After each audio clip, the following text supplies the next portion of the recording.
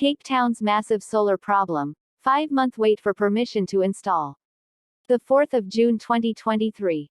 Residents of the city of Cape Town, COCT, are waiting up to 5 months for permission to install solar panels on their roofs and face fines if they do so before getting approval. Solar Advice informed My Broadband of the issues the city and its residents are facing, adding that support lines are clogged, with a complete lack of communication applications that have already been submitted. All areas are experiencing significant backlogs in applications as there are no set deadlines for when these applications need to be processed, it said. Then the consumer will have to wait for approval to use their solar panels, which they will only receive after an electrical engineer has signed off having done the final site inspection. If a consumer does not apply for approval before installing and using solar power, they are liable for fines ranging from R$5,000 to R$7,000, and the COCT will cut the power supply to their home, Solar Advice added. While some areas of Cape Town are processing applications within 3 months, others have a backlog of up to 5 months. Area South has the fastest processing time of around 3 months. However, they are also extremely slow with processing applications, as some applications submitted in March of this year have yet to be processed, Solar Advice told My Broadband. Area East is still processing applications submitted in January, so they have a backlog of around 5 months. One Energy Cape Town franchise owner Adrian Kenneth Watts confirmed the issues. He told My Broadband they install batteries and inverters first to protect from load shedding while customers wait for approval. We are aware of the delayed lead times, which is why we counter this by installing the backup components, batteries and inverter, first to protect our clients from load shedding, and then do the installation of panels later when the application has been processed, he said. It's down to extremely high demand and an increase in solar installations.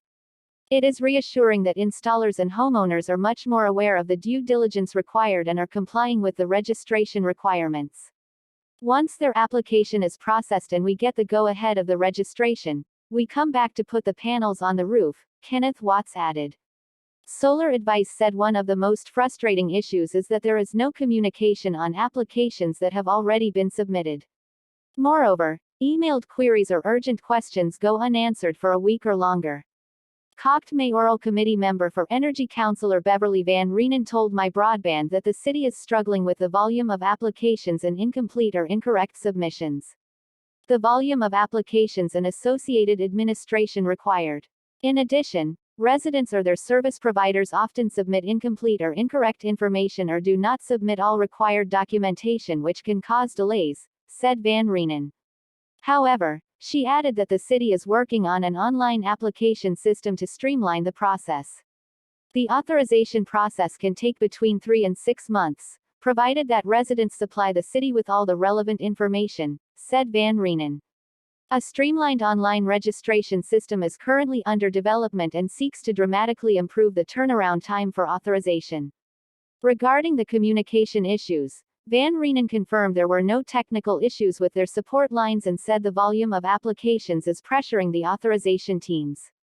There are no technical issues. The volume of applications has led to pressure on the teams, and where the required documentation is not submitted, delays are caused, compounding the situation, she said. Van Reenen also offered advice to COCT residents who wish to install solar panels on their roofs that would help speed up the application process. Solar PV systems that are configured as grid-tied or grid-tied hybrid systems using city-approved inverters are typically approved faster than systems configured as standby or off-grid systems, she said. The COCT provides guidance on solar power installations in its small-scale embedded generation FAQ document and its rooftop PV guide.